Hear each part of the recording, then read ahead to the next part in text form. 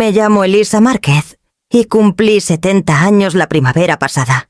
Después de 40 años como enfermera de trauma, pensé que había visto todo lo que el corazón humano puede soportar. Me equivoqué. Era justo después del amanecer cuando noté que la puerta del garaje estaba abierta. El aire olía a lluvia y jazmín suave cotidiano, salvo por ese rectángulo vacío que se abría como una herida.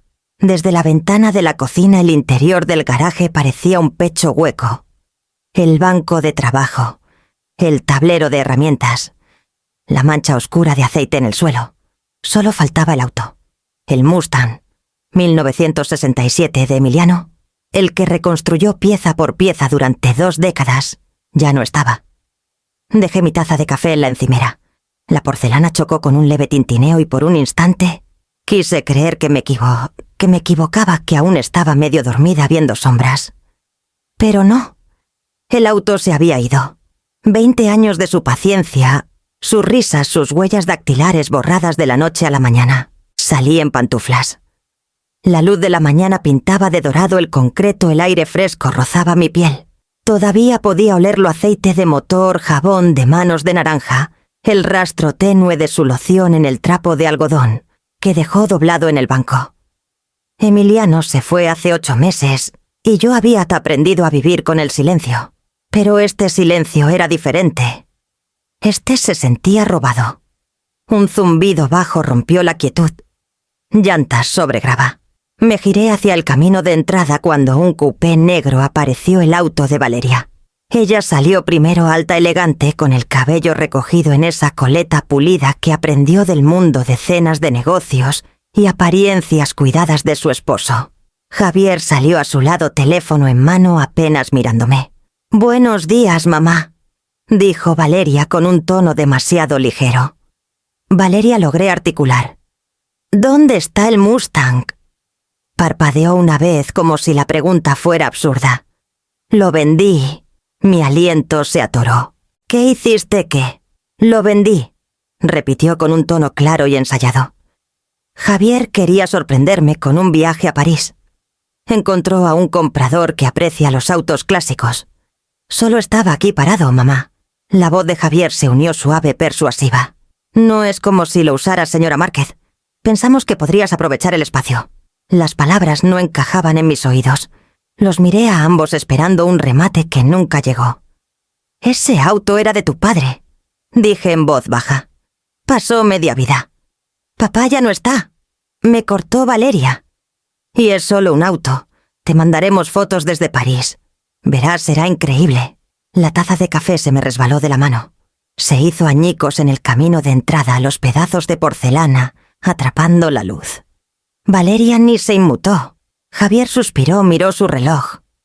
Se fueron después de unas palabras vacías sobre vuelos y horarios. La puerta del garaje seguía abierta, el espacio crudo y brillante. Me quedé allí hasta que el sonido de su auto se desvaneció por la calle. Cuando volví a tontas a entrar, me di cuenta de que mis manos temblaban. La taza estaba rota. El auto se había ido. Y por primera vez desde el funeral de Emiliano, sentí algo más frío que el duelo, algo cercano a la rabia. Para cuando sonó el teléfono a la mañana siguiente, seguía despierta mirando el espacio vacío en el garaje, donde solía estar la obra de su vida. Esa mañana la casa no se sentía mía. Parecía prestada, hueca, como si el aire mismo estuviera esperando a alguien que no regresaría. Me moví por la cocina aturdida, recogiendo los pedazos de la taza rota de ayer, los fragmentos brillando como pequeñas acusaciones bajo la luz. Cada sonido se sentía amplificado: el zumbido del refrigerador, el crujido de las tablas del suelo, incluso mi propia respiración. No podía quedarme quieta. Mis ojos se desviaban hacia la ventana y ese rectángulo abierto del garaje, como no puedes evitar mirar una herida. Había pasado meses intentando que ese espacio fuera un lugar de memoria. Ahora solo era un corte. Tomé mis llaves de la encimera y salí. La mañana ya estaba cálida, con ese calor pegajoso de Xalapa que se te pega a la piel como un peso. Al llegar al umbral del garaje, el olor me golpeó: primero aceite de motor, tenue polvo, y el jabón de naranja de Emiliano. aún flotando en el aire. Me detuve un momento antes de entrar. Su banco de trabajo se extendía a lo largo de la pared trasera, ordenado como siempre. Tablero de clavijas, herramientas, frascos de vidrio, etiquetados con su letra. La bahía vacía se abría ante mí, y casi podía verlo arrodillado junto a las llantas, tarareando desafinado, mientras ajustaba un tornillo. 20 años de fines de semana de bromas sobre viajes de jubilación, y por fin ver los volcanes juntos, reducidos a un pedazo de concreto vacío. En el banco, bajo una capa fina de aserrín, algo llamó mi atención: un cuaderno pequeño de cuero, con las esquinas suavizadas por el uso. Las palabras «ajustes finales» estaban grabadas en oro desvaído en la portada. Reconocí la letra de Emiliano al instante. Lo abrí con cuidado. Sus trazos eran firmes, prácticos como él.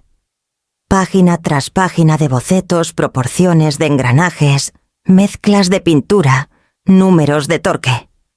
Hacia el final su escritura se volvía más grande, más suelta. Una entrada fechada. 3 semanas antes de su muerte. Ya casi está listo. Funciona suave ahora. Valeria recuerda enseñarle a Elisa a manejarlo cuando el clima se caliente. Tal vez empecemos nuestro viaje en junio, al norte por Puebla, al oeste, hasta el Cañón del Cobre. Le encantará la luz del desierto. Lo difícil ya pasó. Mi garganta se apretó. No sabía que su corazón fallaría antes de que el auto saliera del camino. Había estado planeando un futuro que ya no existía, y yo estaba demasiado ocupada manejando sus medicamentos, sus citas, su insistencia silenciosa de que se sentía bien. Cerré el cuaderno y lo presioné contra mi pecho. El aire cambió arriba de mí, un leve crujido en las vigas cuando la madera vieja se asentó. Sonó casi como una respiración. Al levantar la vista, la luz del sol a través de la ventana golpeó los ganchos de metal donde él colgaba sus guantes. Se mecían ligeramente como si un soplo los hubiera movido. El espacio debajo estaba vacío, igual que el suelo de la bahía, igual que el lado de la cama donde solía dormir. Extendí la mano y pasé los dedos por el borde del banco de trabajo, sintiendo cada muesca y abolladura que sus manos dejaron allí. Cada una era un rastro, una prueba de existencia. No lloré. Ya había llorado suficiente. Lo que surgió en cambio fue algo más afilado, más pesado: rabia. No contra él, no exactamente. Contra la audacia de la pérdida. Contra la arrogancia de quienes podían entrar en una vida llena de devoción y llamarla estorbo. Cerré la puerta del garaje lentamente, el motor zumbando, resonando en el espacio vacío hasta que encajó. Luego la aseguré con llave una vez, 2 verificando que quedara cerrada. Dentro, la casa volvió a sentirse demasiado silenciosa. Las fotos enmarcadas en la repisa parecían inclinarse hacia mí. La sonrisa fácil de Emiliano. Atrapadas a media risa. Toqué el borde del cristal. «Lo vendieron», dije en voz alta solo para escuchar las palabras en el aire. El sonido no hizo eco. Solo se hundió absorbido por paredes que ya conocían demasiados adioses. Llevé el cuaderno de cuero a la cocina y lo puse junto a mi café frío. Afuera el viento movía las hojas de jazmín y el día seguía como si nada hubiera cambiado. Pero algo en mí se había movido, algo que ya no quería soportar en silencio.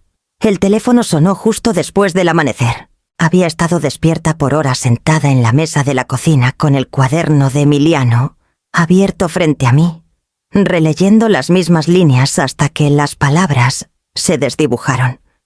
La luz afuera era suave y gris, esa quietud extraña, antes de que Xalapa despierte la hora en que el mundo se siente atrapado entre el recuerdo y el movimiento. Casi no contesto. Número desconocido. Pero algo en mí, quizá la costumbre de décadas respondiendo llamadas de emergencia, me hizo levantar el auricular. «Señora Márquez». La voz del hombre era áspera, baja, cuidadosa. «Soy Teodoro Salazar. Tengo un taller de autos clásicos. Autos Salazar en la salida hacia el río. Yo tengo el auto de su esposo». Por un momento pensé que había oído mal. Mis dedos apretaron el teléfono con más fuerza. «¿Qué dijo el Mustang?», dijo suavemente. El Mustang 1967 de su esposo. Llegó a mi taller hace 2 días. Su hija y su esposo me lo vendieron. La silla crujió cuando me enderecé. Mi pulso se aceleró, mitad esperanza, mitad temor. ¿Lo compraste? Así es, dijo. Pero no lo conservé. No realmente. En cuanto vi el registro, reconocí el nombre. Emiliano Márquez. Me ayudó una vez hace mucho. Él salvó mi negocio. Su voz se quebró. Y cuando revisé el auto encontré algo. Algo que dejó para usted. El reloj de la cocina marcaba fuerte en la pausa que siguió. No entiendo. Dije finalmente. Se aclaró la garganta. Su esposo instaló un compartimento oculto en el tablero. Un trabajo limpio parecía parte del diseño. Hay un sobre dentro sellado con su nombre. Debió querer que lo encontrara. Mi aliento titubeó.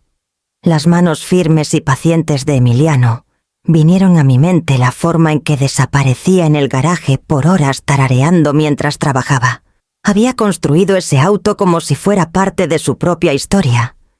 La idea de que escondiera algo dentro, algo que quería que yo encontrara, hizo que la nuca me cosquilleara. Señora Márquez, continuó Teodoro más suave, ahora sé que esto debe sonar extraño. Pero, si puede, me gustaría que viniera hoy. No quiero mover nada hasta que lo vea con sus propios ojos. Miré hacia la puerta cerrada del garaje. El metal aún olía levemente a aceite y duelo. ¿Dónde dijo que estaba su taller, Autos Salazar? Del lado este de la ciudad, cerca del puente. Estaré aquí toda la mañana. Cuando colgué la casa se sentía diferente, menos como una tumba más, como una pregunta. Fui a mi habitación, me puse jeans y un suéter azul suave, del tipo que Emiliano solía llamar mi ropa de trabajo. Mis manos temblaban mientras me cepillaba el cabello. No había manejado mucho desde su funeral. Incluso girar la llave del auto se sentía más pesado que antes. Afuera el día despertaba de verdad, camiones de reparto en la calle, vecinos regando sus jardines, gaviotas, girando sobre el río. Cosas normales, el mundo siguiendo adelante. Manejé hacia el este con las ventanas entreabiertas lo suficiente para dejar entrar el aire de la mañana.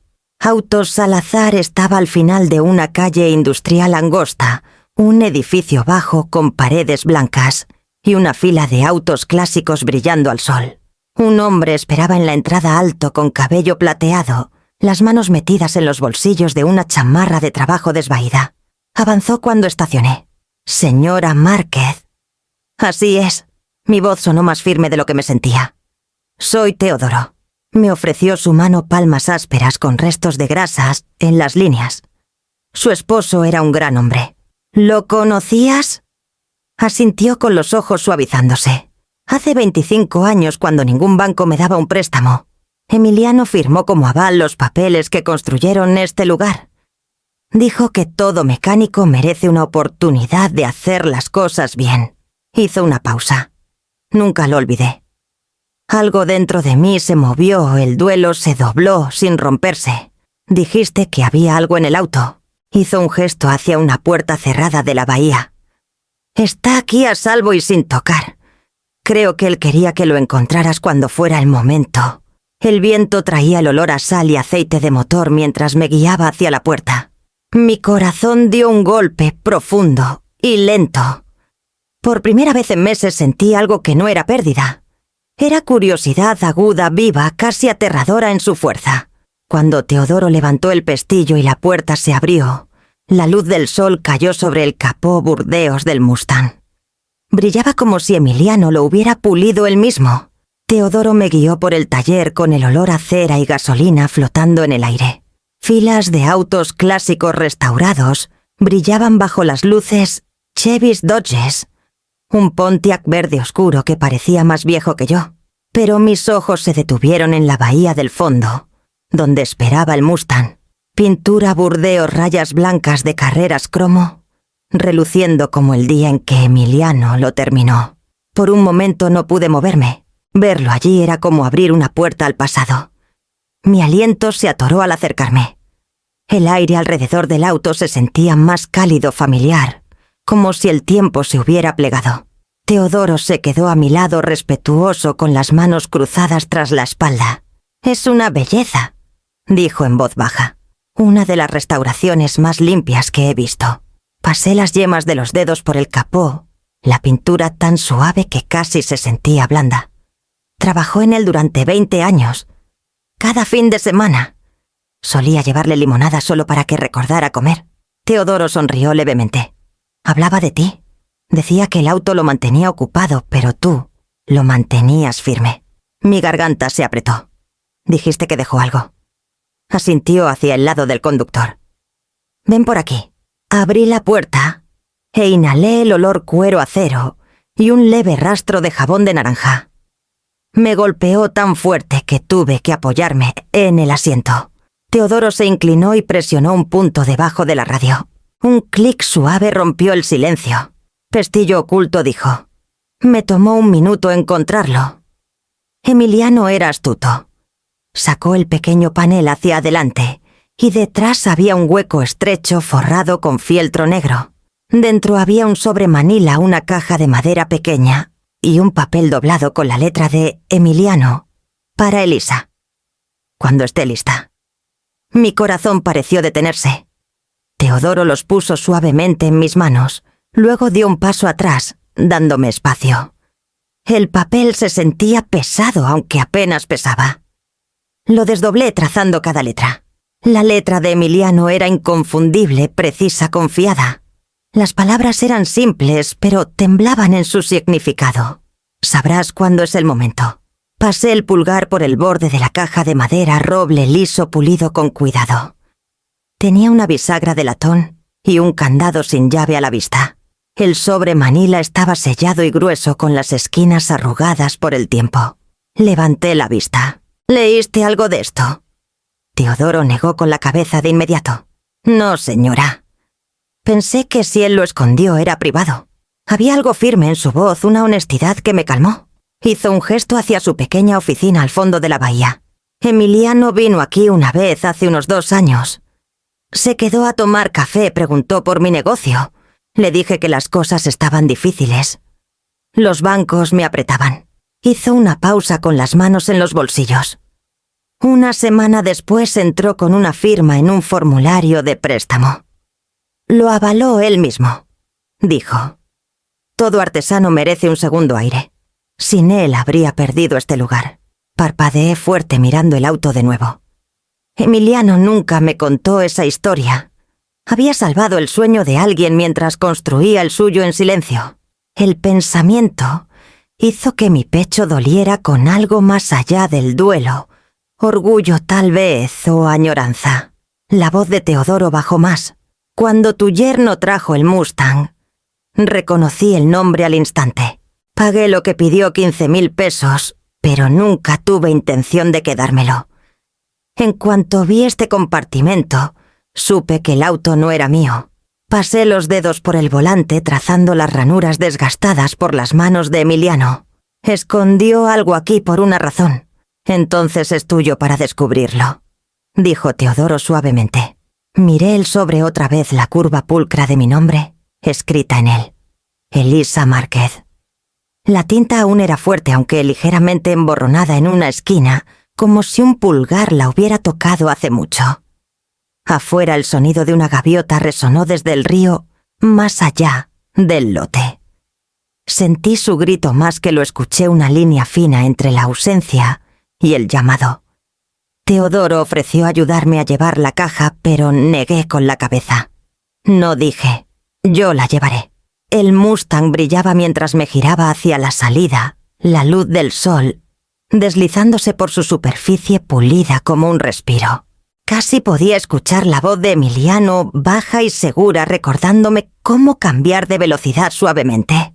El sobre tembló en mi mano al salir a la luz, sabiendo que lo que esperaba dentro no era solo sobre el auto, era sobre el hombre que nunca dejó de protegerme, incluso después de irse. De vuelta en casa, la casa se sentía más pequeña, como si las paredes estuvieran escuchando. Puse el sobre y la caja de madera en la mesa de la cocina junto al cuaderno de Emiliano. La luz de la mañana tardía se filtraba por las cortinas, cayendo en rayas sobre la madera gastada. Durante un largo rato solo los miré su letra, su precisión cuidadosa. Incluso después de la muerte, seguía siendo metódico. Me serví una taza de café que no necesitaba y finalmente deslicé mi dedo bajo el sello. El papel se levantó con un crujido suave.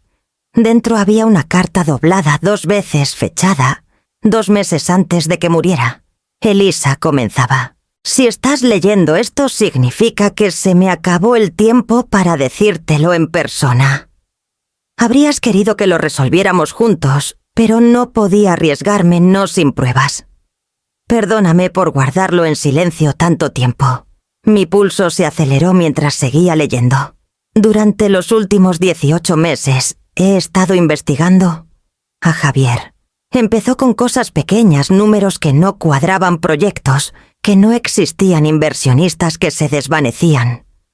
No es quien dice ser. Hablé con 2 hombres en otros estados que lo perdieron todo tras confiar en él. Usa el encanto como herramienta, siempre encuentran a alguien más para cargar sus deudas. Las siguientes líneas estaban subrayadas 2 veces.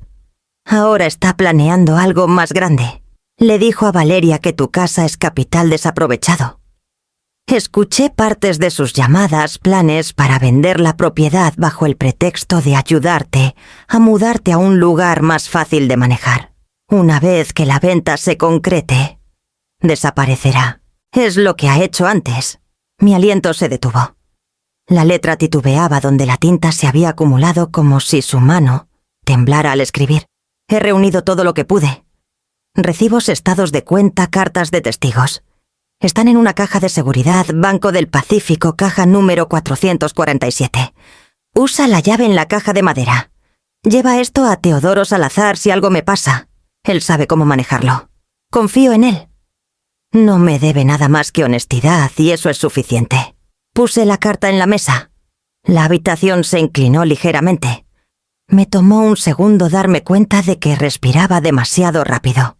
El rostro de Javier destelló en mi mente, esa sonrisa fácil con la que siempre me decía mamá, con esa calidez ensayada, la forma en que la risa de Valeria se iluminaba en su presencia. Había creído que estaban felices. Quería creerlo. Desdoblé la última página. Protege a Valeria. No verá quién es él hasta que ya le haya quitado todo.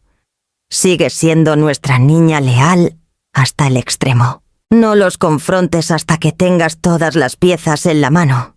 Las pruebas te mantendrán a salvo. El resto está en tus manos, amor. Y recuerda, confía en el auto, te llevará a donde yo no puedo. Emiliano. La firma se desdibujó mientras mis ojos se llenaban. Había estado enfermo por semanas cuando escribió esto, aún funcionando por pura voluntad.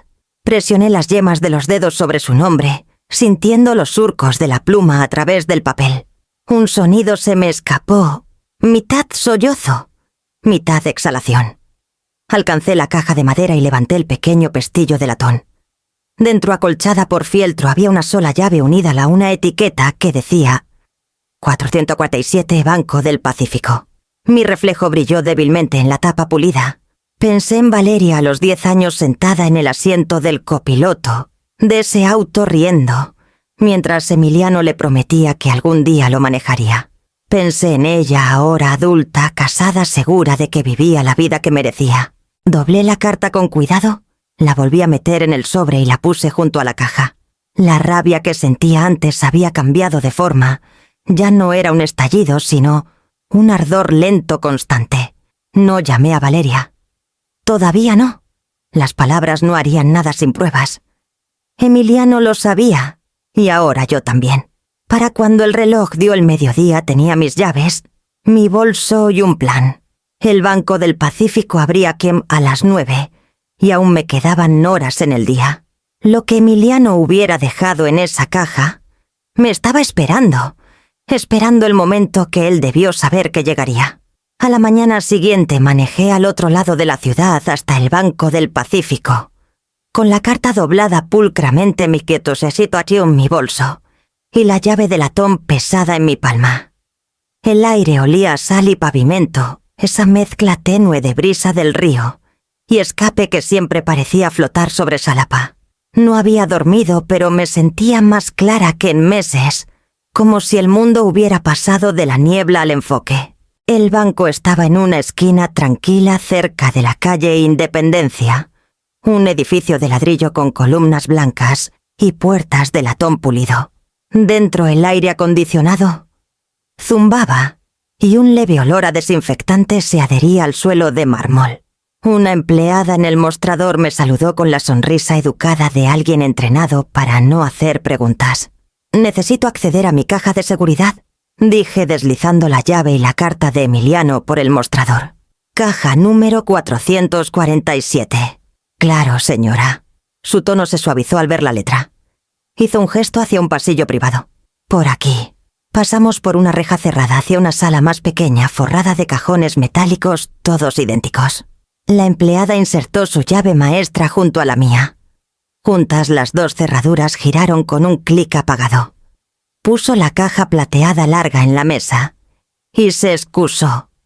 Levanté la tapa. Dentro, bajo una funda protectora, había un pequeño montón de certificados en papel, atados pulcramente con una liga. El nombre de la empresa impreso en tinta azul desvaída decía Soluciones Tecnocore S.A., un nombre que no reconocí. Debajo había una carta doblada con la letra de Emiliano más ligera y rápida que la del día anterior. Elisa comenzaba. Compré estas acciones en 1994 para el hijo de un paciente que estaba iniciando una empresa. 5.000 pesos nada más. Me olvidé de ellas hasta el año pasado cuando las revisé y casi me caigo de la silla. Resulta que la empresa sobrevivió, prosperó y salió a bolsa. Vale más de lo que ahorramos en toda nuestra vida. Escaneé los números que había escrito al lado. Valor proyectado, fechas de división, el precio de mercado más reciente. Saqué mi teléfono, busqué el nombre de la empresa. Cuando apareció el número, presioné una mano contra mi pecho. 350.000 pesos. La habitación se inclinó por un momento, conmoción, incredulidad, y luego una gratitud extraña humilde. Él me había dejado una cuerda de salvación escondida a plena vista. Una advertencia contra la codicia envuelta en una generosidad silenciosa. Emiliano había sido un hombre de trabajo, no de riqueza. Nunca le importó el lujo. Su idea de esplendor era un motor afinado perfectamente, un suelo de garaje limpio. Pero incluso después de la muerte, seguía protegiéndome, dándome los medios para mantener mi posición. Volví a doblar la carta, la metí en mi bolso y cerré la tapa. Mis manos estaban firmes ahora. Afuera la luz del sol golpeó las puertas de vidrio del banco, dispersando reflejos por el estacionamiento. Me detuve en mi auto mirando la llave aún en mi palma. Se sentía cálida por mi tacto, una pequeña reliquia de un hombre que había pensado más adelante de lo que cualquiera imaginó. No era rica, no realmente, pero tenía algo mejor, pruebas-ventaja, y la certeza silenciosa de que Javier Vélez no tenía idea de qué clase de mujer había subestimado. Guardé la llave en mi bolsillo y arranqué el auto. El motor zumbó bajo y seguro. En algún lugar entre el rugido y el silencio, encontré resolución. Si Emiliano había construido el auto para preservar nuestra historia, entonces las acciones, los secretos, eran sus herramientas finales. Me las había dejado, no solo para llevar el duelo, sino para empuñar el poder. Y tenía toda la intención de usar cada pedazo de él. 2 días después de visitar el banco, me encontré de nuevo en el taller de Teodoro. El Mustang brillaba bajo la luz de la tarde, pero apenas lo miré. Ya no buscaba recuerdos, estaba recolectando municiones. Teodoro había llamado esa mañana, su voz cuidadosa, pero decidida. «Hay alguien que deberías conocer», dijo. Ayudó a un amigo mío con un problema parecido. Sabe cómo investigar sin dejar huellas. Su nombre era Iris Lozano. Cuando llegué, ella esperaba en la pequeña oficina de Teodoro. Unos 50 años, figura delgada, chaqueta gris oscuro más funcional que elegante. Su apretón de manos era firme, sus ojos evaluadores pero amables. Había algo en su presencia que me recordaba un turno nocturno en urgencias calma, en medio del caos ajeno. Teodoro hizo las presentaciones, luego nos dejó hablar. Lamento que nos conozcamos en estas circunstancias, dijo Iris sentándose frente a mí. Teodoro mencionó que tu esposo dejó pruebas sobre manipulación financiera que involucra a tu yerno. Asentí. Emiliano estaba investigando a Javier Vélez antes de morir. Me dejó archivos, pero aún no los he leído. No sé por dónde empezar. Abrió una laptop delgada y un cuaderno amarillo. Empiezas por hacerlo oficial. Silenciosamente. Si vamos a exponerlo, tenemos que construir un caso que aguante en un tribunal. La palabra tribunal hizo que mi estómago se apretara. No quiero un escándalo. Solo quiero detenerlo antes de que lastime a Valeria.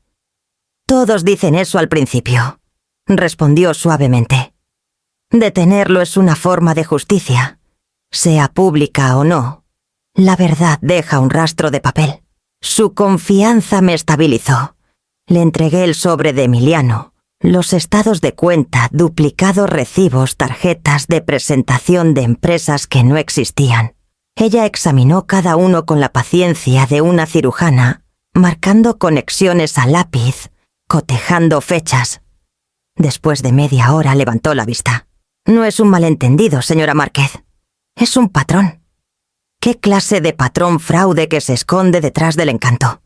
Su firma de consultoría. Vélez Estrategias Globales no está registrada con el Estado.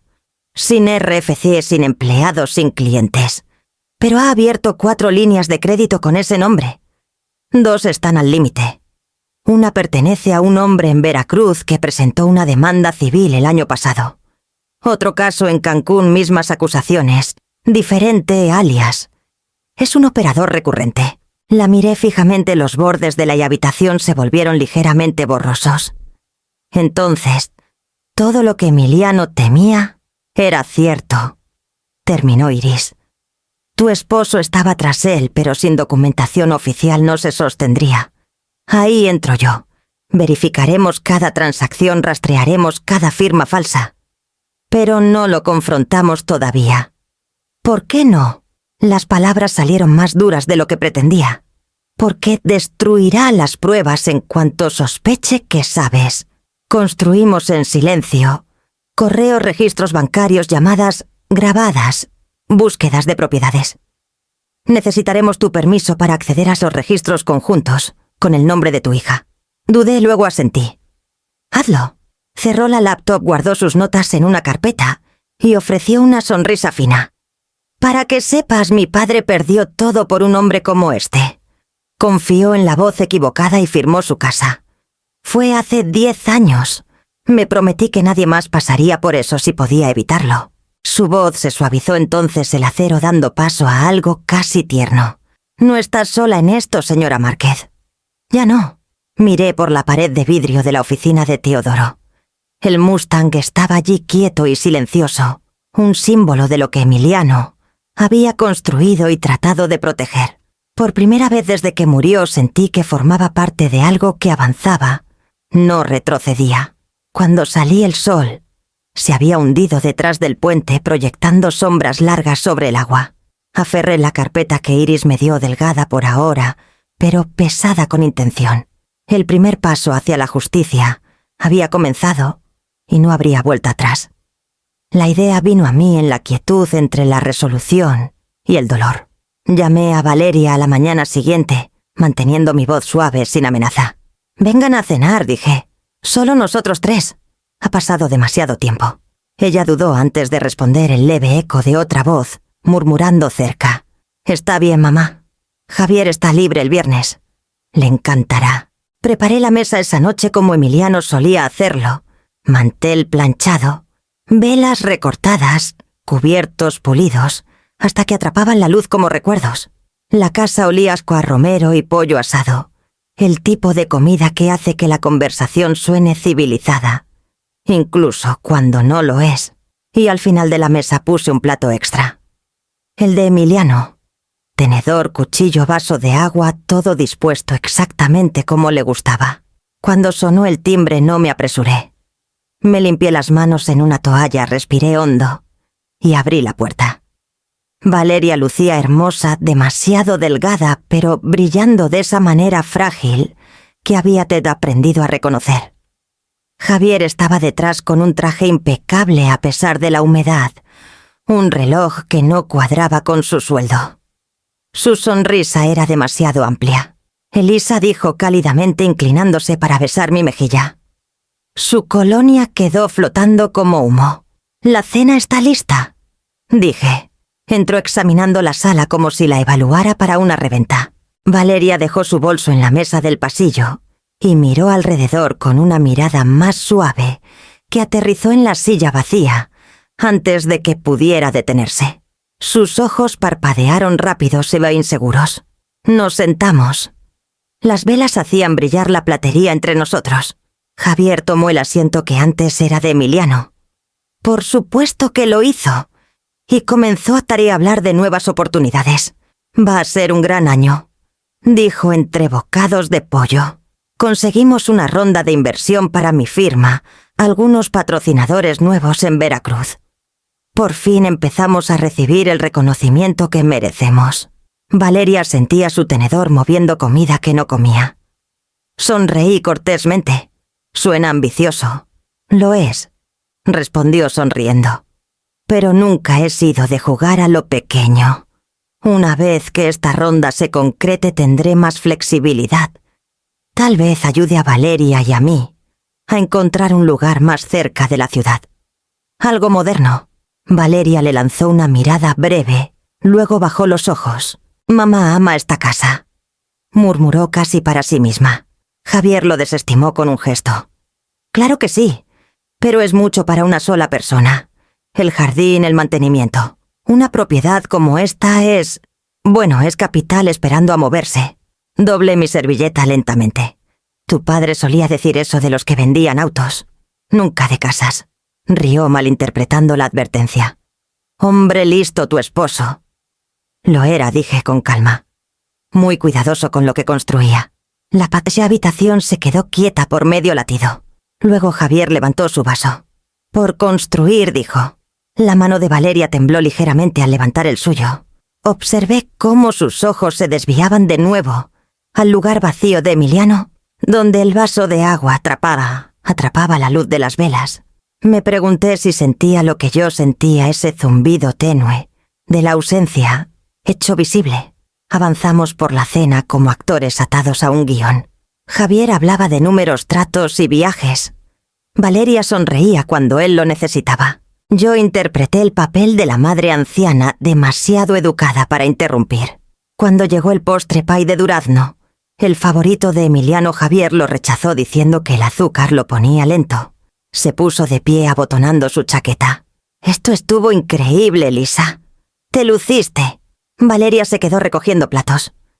Cuando él salió a la sala a tomar una llamada, se acercó más. «No tenías que poner el lugar de papá», susurró. «Claro que sí». Sus ojos empañaron la culpa destellando, justo lo suficiente para mostrar la fractura debajo. Él habría odiado toda esta tensión. Habría odiado más las mentiras. Se enderezó sorprendida por mi tono, pero antes de que pudiera responder, la voz de Javier llegó desde la otra habitación, suave, alegre, ensayada, hablando de inversionistas otra vez, hablando del mañana. Me sequé las manos en una toalla mientras se iban viendo su auto desvanecerse en la oscuridad. La mesa aún brillaba bajo la luz suave, el vaso intacto de Emiliano, atrapando cada reflejo. La casa volvió a sentirse tranquila, pero ya no era el duelo lo que la llenaba. Era estrategia paciente y deliberada, esperando su momento para golpear. 2 noches después de la cena, estaba en mi escritorio con el escáner zumbando suavemente, su luz moviéndose de un lado a otro sobre los papeles de Emiliano, como un latido.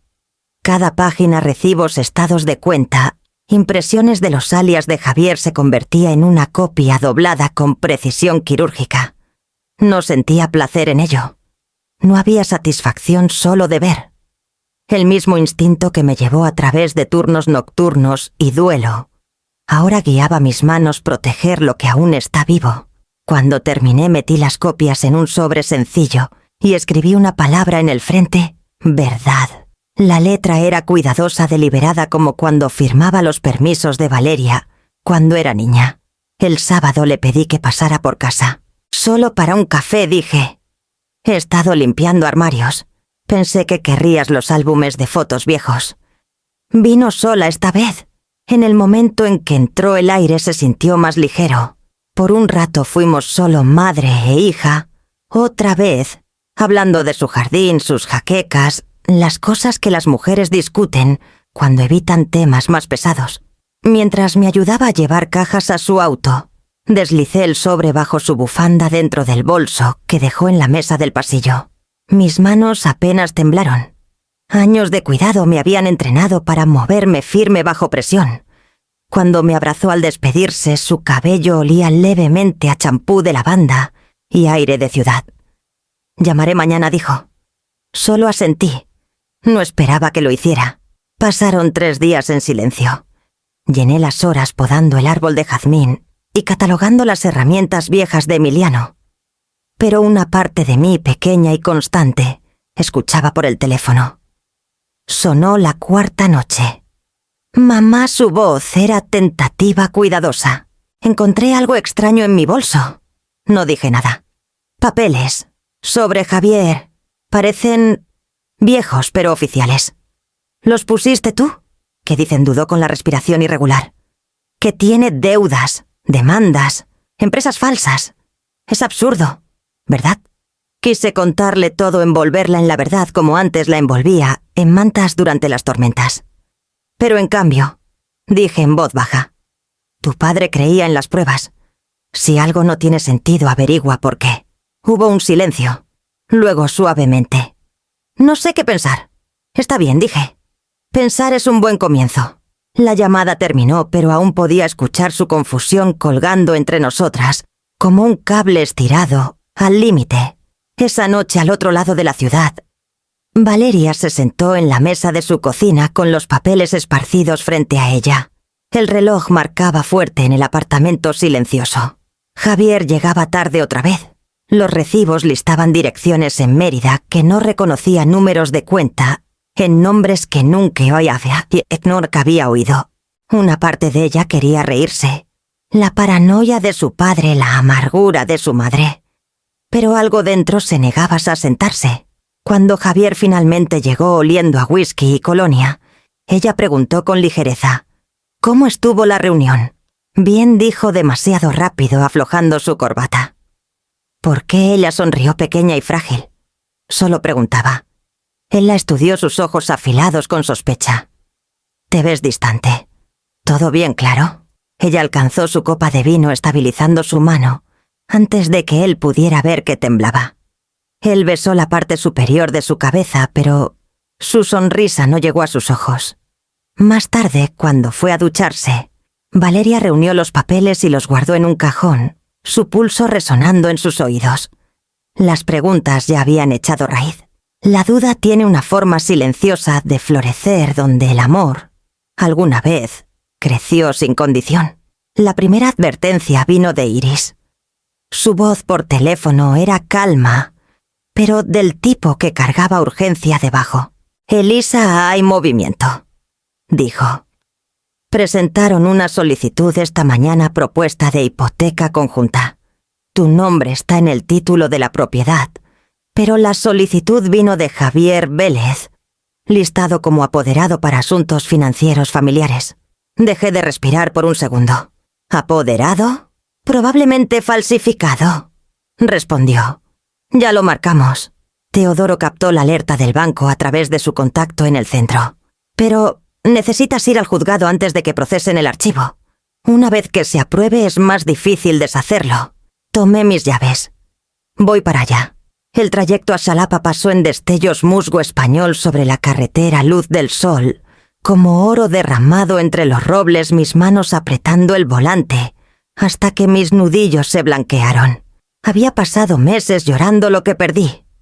Ahora luchaba por lo que quedaba. En el juzgado la empleada reconoció mi nombre de inmediato. Señora Márquez, sí, la solicitud llegó esta mañana. Un oficial de préstamos de Brighton and Crown presentó los documentos preliminares electrónicamente. Frunció el ceño tecleando. ¿Tiene su identificación? Podemos congelar el registro antes de la aprobación. Le entregué todo licencia copia de la escritura, incluso el fideicomiso notariado de Emiliano. La empleada miró los papeles, asintió una vez y estampó una palabra roja en negritas en el formulario retenido. Era el sonido de una armadura encajando en su lugar. Le agradecí y salí justo cuando Iris llamó de nuevo. Se está moviendo rápido, dijo. Nuestro sistema marcó un rastro de correos desde su dirección de consultoría falsa a un banquero en París. Menciona una fase de expansión y reuniones con inversionistas programadas para el próximo mes. Está vendiendo un sueño otra vez, solo que esta vez el colateral es tu casa. Miré a través de la plaza. Los turistas reían, tomaban fotos junto a la fuente, completamente ajenos a lo fácil que es perderlo todo con una firma. ¿Valeria lo sabe? Esa es la parte que me preocupa, dijo Iris. La solicitud de préstamo la lista como cosolicitante. Creo que él le dijo que es temporal, solo una palanca para su expansión europea. Probablemente dijo que todo está a su nombre para mostrar compromiso. Un escalofrío me recorrió. Ella nunca... Podría, interrumpió Iris suavemente. Si él lo hace sonar como confianza. Esa noche Valeria llegó sin avisar. Lucía inquieta, el cabello recogido demasiado apretado, el labial emborronado en una esquina. Mamá comenzó dejando su bolso en la mesa. Necesito preguntarte algo puramente práctico. Esperé. Javier dice que sería más fácil para todos si refinanciamos la casa juntos. No puede despegar el proyecto de París sin un colateral temporal. Solo hasta que sus inversionistas transfieran los fondos. Habló rápido, como ensayando líneas en las que no creía. «¿Y te dijo que lo mencionara sola?», pregunté. Sus ojos parpadearon. Pensó que escucharías mejor sin sentirte acorralada. Me giré hacia el aparador, le serví un vaso de agua y lo puse en la mesa. Emiliano compró esta casa en 1981. La pagó hace 20 años. Está libre de deudas por una razón. Lo sé, dijo rápido, pero esto no es como antes. Es una oportunidad. Javier dice mucho, la corté suavemente. Pero, ¿te ha mostrado pruebas? Contratos inversionistas, algo más allá de palabras. Su silencio respondió por ella. Presionó sus manos juntas en la mesa. Está bajo presión. Si no lo apoyo, parecerá que no creo en nosotros. Respiré hondo. Valeria, creer en alguien no significa darle las herramientas para destruirte. Sus ojos brillaron la rebeldía luchando con el miedo. ¿Piensas que me está usando? Pienso que está usando todo lo que puede alcanzar. Por un momento ninguna de las dos se movió. El reloj de la cocina marcaba. En algún lugar afuera una puerta de auto se cerró de golpe. Luego ella susurró, casi infantil. No sé qué es verdad ya. Extendí la mano sobre la mesa, toqué la suya. Entonces, deja de firmar cosas hasta que lo sepas. Esa noche, Iris envió la confirmación. La solicitud de hipoteca estaba oficialmente congelada, pendiente de verificación de identidad. La cuenta de correo de Javier se apagó en menos de una hora. Valeria no llamó, pero imaginé el silencio entre ellos, del tipo callado, inquieto, que llega cuando las ilusiones comienzan a desmoronarse. La casa estaba a salvo por ahora, pero algo más profundo había cambiado. La madre en mí lloraba por la fe de mi hija. La mujer en mí sabía que la fe debía romperse antes de que la verdad pudiera sostenerse. La tormenta no comenzó con truenos. Comenzó con silencio. Habían pasado 3 días desde la hipoteca congelada. Javier no había vuelto a casa, alegando reuniones y llamadas tardías. Pero el mensaje de Iris llegó primero.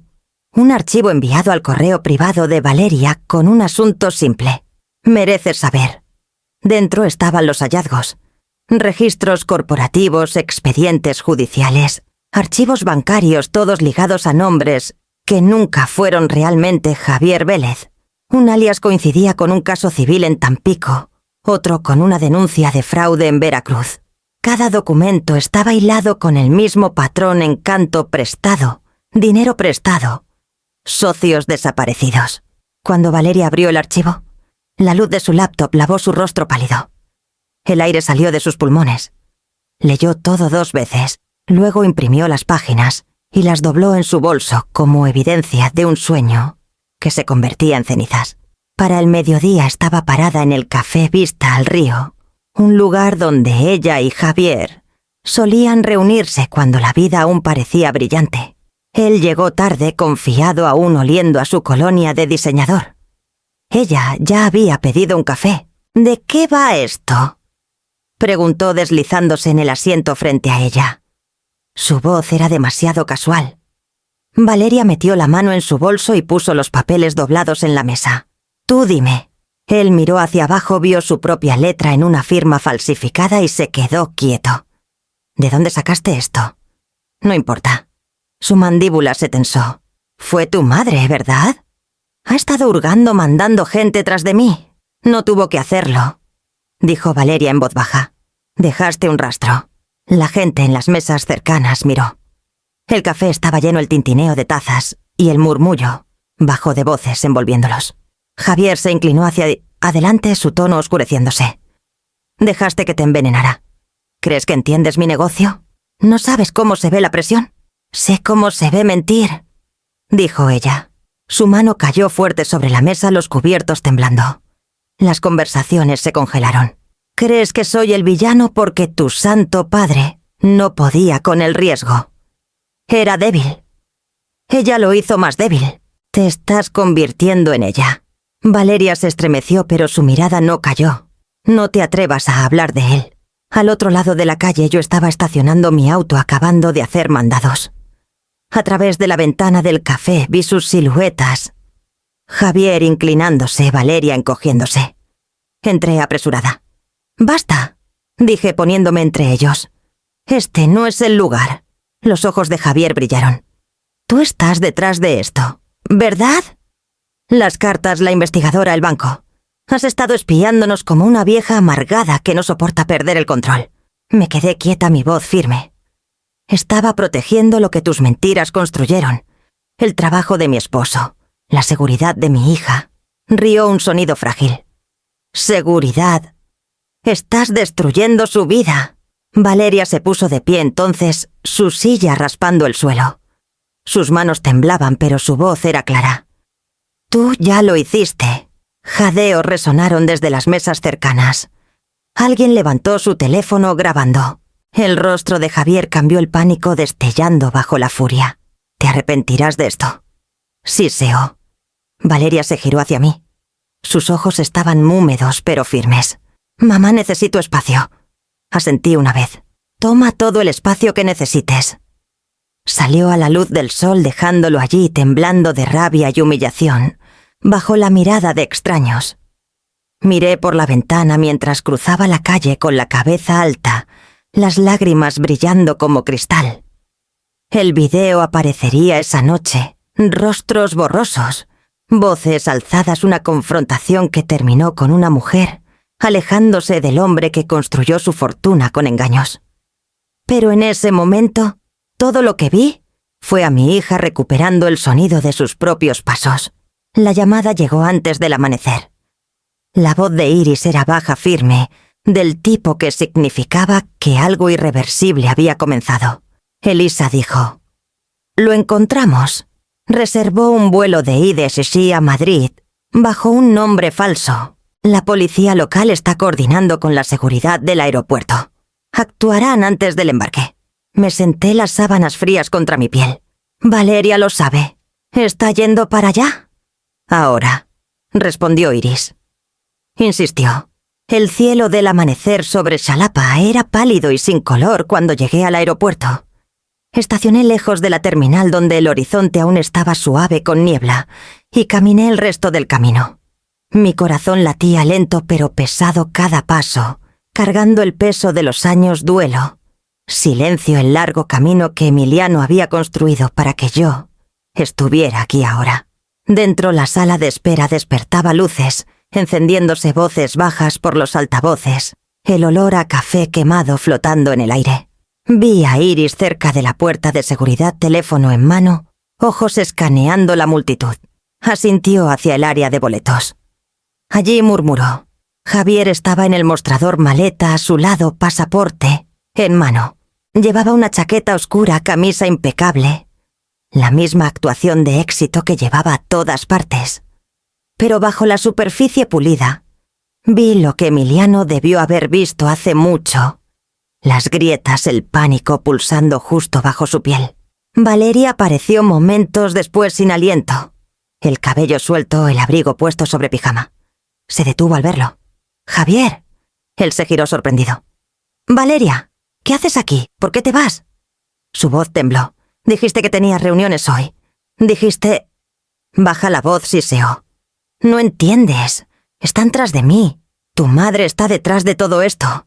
Antes de que pudiera terminar, 2 oficiales de civil avanzaron mostrando placas. Javier Vélez dijo uno. Está bajo arresto por fraude financiero, falsificación y robo de identidad. Por favor, ponga las manos donde podamos verlas. El color se drenó de su rostro. Esto es un error. Balbuceó dando medio paso atrás. Mi abogado. Señor, no lo haga más difícil, dijo el oficial, ya alcanzando las esposas. Los pasajeros se detuvieron susurrando. Una mujer cercana levantó su teléfono para grabar. El metal chasqueó al cerrarse alrededor de sus muñecas. Valeria se quedó congelada. ¿Es cierto?, preguntó apenas un susurro. Todo él la miró entonces, no suplicando, no disculpándose, solo vacío. Nunca lo habrías entendido, dijo. Ella se estremeció como si las palabras la hubieran golpeado. Los oficiales lo guiaron su maleta rodando detrás las ruedas, traqueteando en el suelo, hasta que el sonido se perdió a la distancia. Valeria se quedó donde estaba, temblando, los ojos abiertos pero secos. Quise correr hacia ella, abrazarla como cuando era pequeña. Pero sabía que ahora necesitaba un tipo diferente de fuerza, la que te deja pararte solo, después de que todo se rompe. La observé desde unos metros de distancia, mientras finalmente exhalaba sus hombros cayendo bajo el peso de la verdad. Se giró ligeramente, me encontró entre la multitud. Nuestros ojos se encontraron. No pasaron palabras entre nosotras, solo la comprensión silenciosa de que este capítulo feo necesario había terminado. Afuera el sol de la mañana se alzó sobre la pista, la luz destellando en las alas metálicas de los aviones en espera.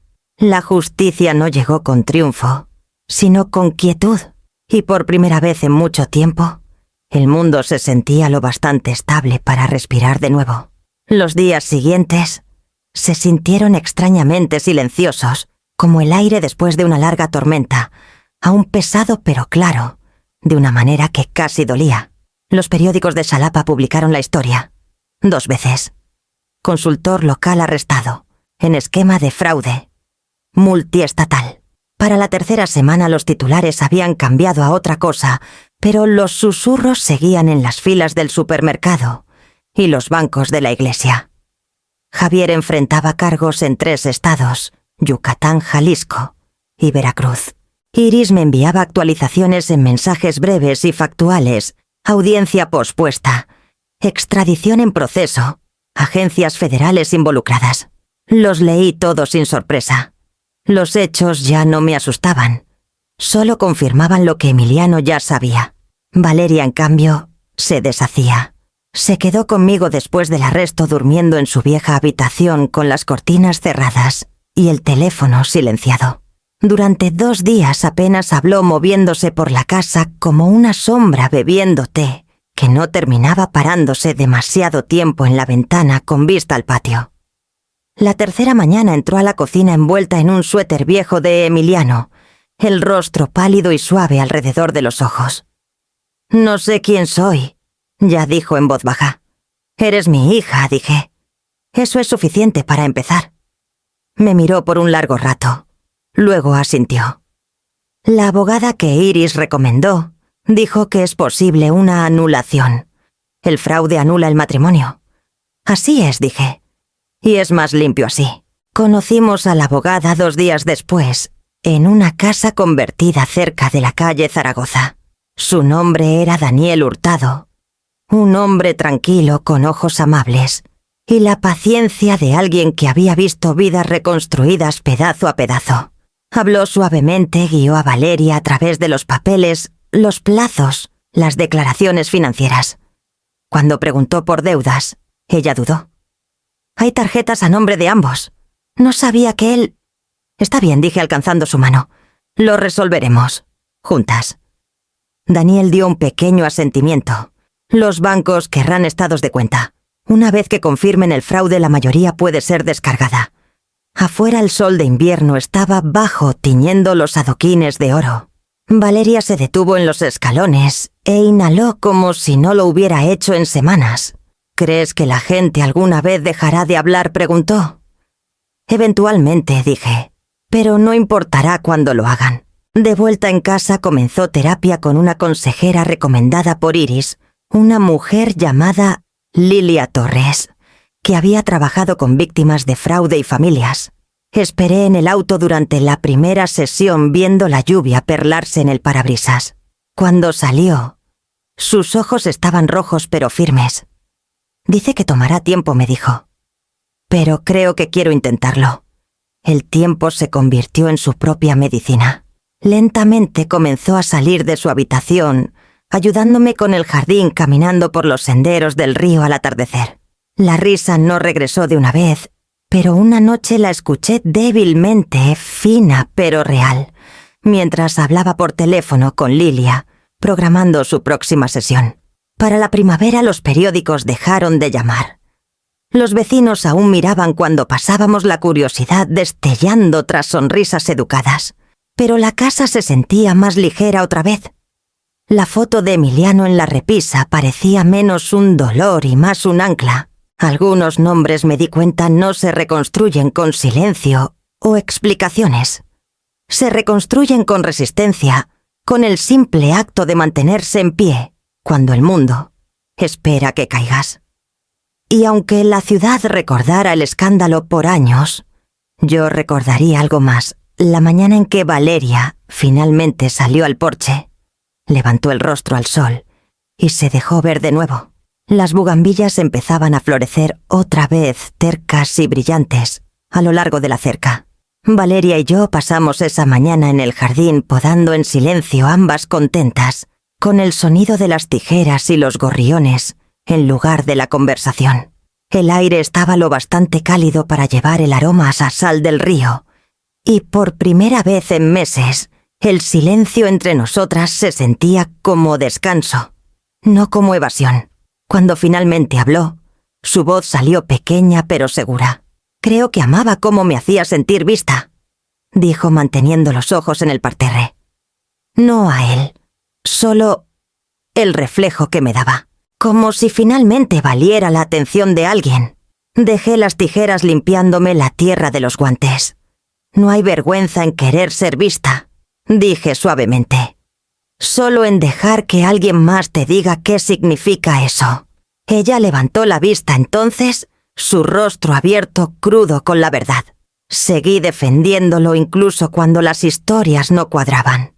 Pensé que si paraba tendría que admitir que era la tonta que todos me advertían.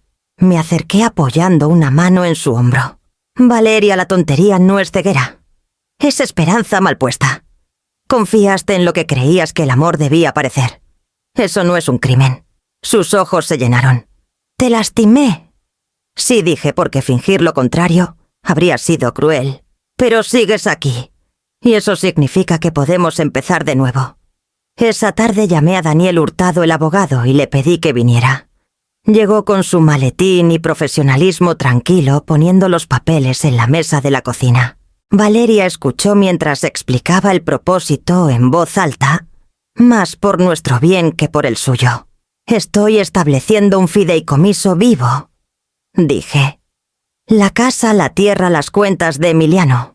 Se queda en la familia, pero no puede ser hipotecada ni vendida sin mi consentimiento por escrito. Nadie podrá tocarla otra vez. Daniel asintió deslizando las páginas para las firmas. Es una decisión sabia, dijo. Los ojos de Valeria brillaron, pero no protestó. En cambio alcanzó la pluma y firmó su línea de testigo junto a la mía. «Está bien», dijo en voz baja. «Esta casa debe quedarse segura. Es donde todo comenzó. Después de que Daniel se fue, nos sentamos con 2 tazas de té, enfriándose entre nosotras. Ninguna habló de perdón. Ya estaba tomando forma en las formas silenciosas y tácitas, los pequeños actos de reconstrucción que no necesitaban permiso. Ese fin de semana Valeria sugirió limpiar el garaje. Era el espacio de Emiliano, una vez aún lleno de herramientas, cajas viejas y el olor a aceite que nunca se desvanecía del todo. Trabajamos codo con codo clasificando tornillos, doblando lonas, barriendo polvo. Encontró sus guantes de cuero gastados bajo el banco de trabajo y se los puso por un momento sonriendo a través de las lágrimas. «Papá se habría burlado de mí por hacer esto mal», dijo.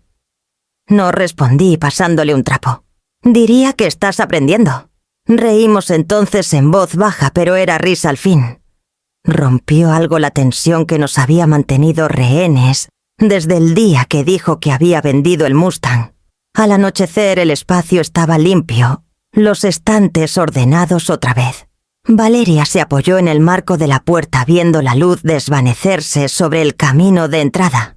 «¿Alguna vez piensas en manejarlo de nuevo?», preguntó.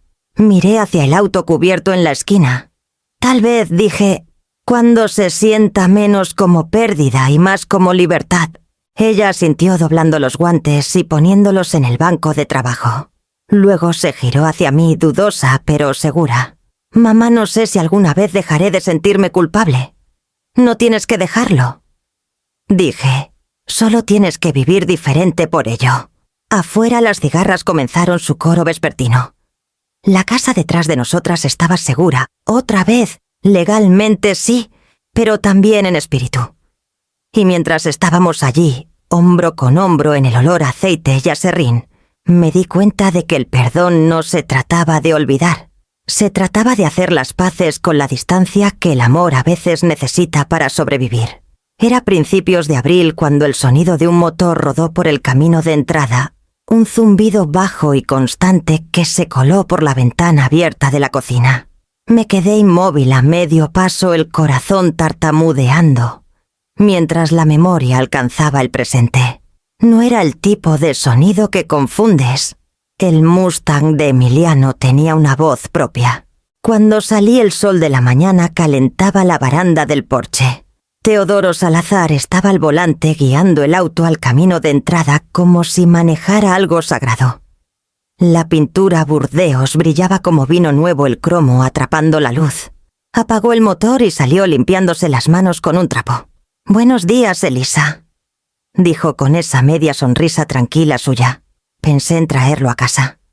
Por un momento las palabras me fallaron. Extendí la mano, toqué el capó y sentí el metal fresco bajo mis dedos. «Está perfecto», susurré. Teodoro asintió. Lo desarmé pieza por pieza, nuevos sellos, pintura fresca. Afiné el carburador. No cobré un peso. «No puedo dejar que hagas eso», empecé, pero negó con la cabeza. Emiliano lo dejó claro. «Este auto era para ti, no para estar en la vitrina de alguien más. Llámale deuda saldada». Valeria apareció en la puerta detrás de mí limpiándose las manos en un trapo de cocina. Cuando vio el auto, su aliento se atoró. «Lo arreglaste», dijo suavemente. «Nosotros lo hicimos», corrigió Teodoro gentilmente mirándome. Solo necesitaba tiempo y alguien que recordara qué importaba. Dejó un juego de llaves en mi palma y se tocó la gorra antes de volver a su camioneta. Mientras sus luces traseras se desvanecían por la calle, el silencio se llenó de cantos de pájaros y luz solar, y algo parecido a la paz. Valeria se acercó pasando una mano por el guardabarros. «Es extraño», murmuró. Solía pensar que este auto fue lo que rompió todo. Pero ahora se siente como lo que queda de la voz de papá. Destapamos el kit de limpieza de los estantes del garaje y comenzamos a pulir. El trabajo fue fácil, rítmico, tela contra metal, el olor a cera y aceite, elevándose a nuestro alrededor. No hablamos mucho. No lo necesitábamos. Era el tipo de silencio que sana en lugar de esconder. Cuando me incliné para limpiar bajo el asiento del conductor, mis dedos rozaron algo pequeño encajado entre la alfombra y el marco. Lo saqué un pedazo de papel amarillento, doblado los bordes suaves por el tiempo. Valeria se inclinó. ¿Qué es? Lo desdoblé con cuidado reconociendo la inclinación pulcra de la letra de Emiliano. Enséñale a manejar cuando esté lista. Por un largo momento, ninguna de las dos se movió.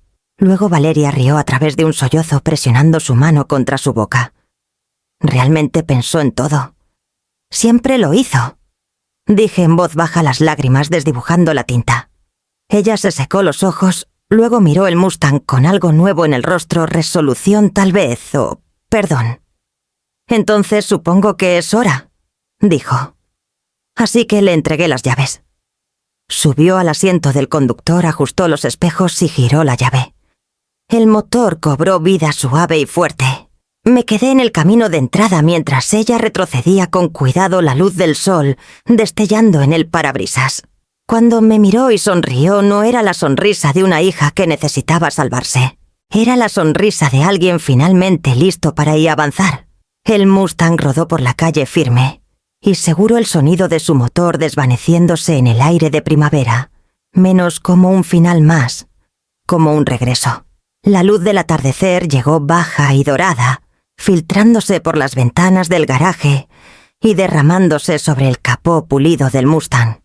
Las motas de polvo flotaban como chispas suaves en el aire, y el olor a aceite y cuero se mezclaba con algo más gentil jazmín del jardín, entrando por la puerta abierta. Habían pasado 2 semanas desde que Teodoro trajo el auto. Valeria estaba mejor ahora, terapia todos los jueves, pequeños pasos que parecían valentía. A veces pasaba después del trabajo y se sentaba en el asiento del conductor, no para manejar, solo para escuchar. Nunca interrumpí. El zumbido del Mustang era la voz de Emiliano ahora, y tal vez ella necesitaba escucharlo tanto como yo. Esa noche después de que se fue, me senté en mi escritorio y saqué una hoja de papel del cajón del escritorio antiguo. Mi letra se había vuelto más temblorosa con la edad, pero quería que esta carta fuera firme como siempre fueron las de él. Emiliano, construiste más que un auto. Construiste nuestra Superviv. Las palabras vinieron lentas, pero cada una cargaba su propio peso.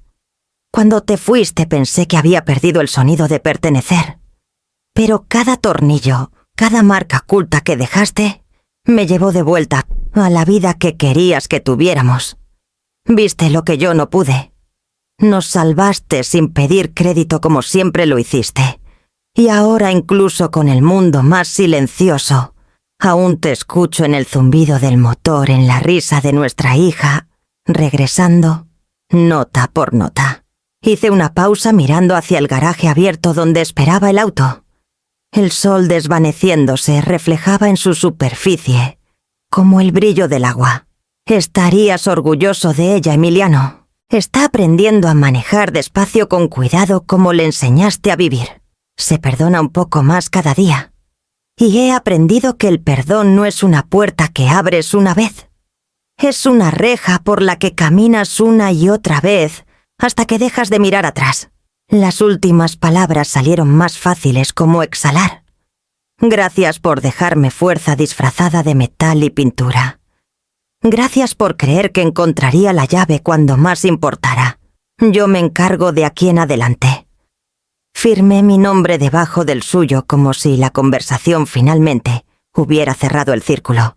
Luego doblé la carta, caminé al Mustang y la deslicé suavemente en la guantera junto a su nota original. 2 voces lado a lado, su tinta desvaída la mía, aún secándose. Cuando giré la llave el motor arrancó al primer intento. Su sonido llenó el garaje bajo y constante, ya no triste, sino vivo. Cerré los ojos y dejé que me envolviera la vibración bajo mis manos, el ritmo de algo construido para perdurar. Afuera el crepúsculo se profundizó en esa hora azul tierna, cuando la luz persiste, pero el día ya se ha ido. Me quedé allí hasta que el motor se aquietó, el calor desvaneciéndose del volante. Luego susurré: Lo logramos, amor. Y el silencio que siguió no se sintió vacío. Se sintió ganado. La casa detrás de mí estaba ya a salvo. La hija arriba estaba sanando. Y en el eco suave del último zumbido del Mustang, supe que algunas cosas, una vez reparadas, nunca terminan de verdad. La mañana amaneció suave y lenta, una luz pálida extendiéndose sobre el río como seda. La niebla aún se aferraba a la orilla del agua, y el aire cargaba esa dulzura salobre de la primavera temprana. Me paré junto al garaje abierto, las manos en la curva fresca de la puerta del Mustang, respirando la quietud antes de que comenzara el día. Había pasado casi un año desde que todo cambió: el arresto, las audiencias, el lento trabajo del perdón. La casa se había asentado en calma otra vez. Las paredes ya no escuchaban conflictos. Simplemente sostenían paz. Valeria había venido la noche anterior trayendo una caja de fotos viejas de su padre que encontró mientras limpiaba. Lucía diferente, ya no perseguida, solo pensativa. Antes de irse dijo: «Deberías manejarlo mañana, mamá. Él querría que lo hicieras». Y así lo hice. El motor arrancó con un zumbido profundo y familiar, más suave que el recuerdo. Saqué el auto por el largo camino de grava, las llantas crujiendo suavemente, y giré hacia la carretera costera. El cielo adelante estaba rayado de rosa y plateado, el tipo de mañana que parecía perdonar todo. Al pasar por la casa, Valeria estaba en el porche con una taza en las manos saludando. Su cabello atrapaba el sol y sonrió pequeña, real, firme. Ya no había distancia ni fingimientos, solo la comprensión silenciosa de que el amor podía sobrevivir al naufragio si lo dejabas. Saludé de vuelta y ella articuló: «Maneja con cuidado». La carretera se curvaba junto al río, los robles, arqueándose arriba en un silencio de catedral. El musgo español se mecía suavemente en la brisa, rozando el aire como una bendición. Bajé la ventana dejando que el viento salado entrara cargando rastros de jazmín y mar. El Mustang se movía como si recordara cada kilómetro que había conocido el ritmo de la artesanía de Emiliano, firme debajo de mí. Él estaba en todas partes, en el leve traqueteo de la guantera, en la forma en que el volante vibraba bajo mis manos en 1080.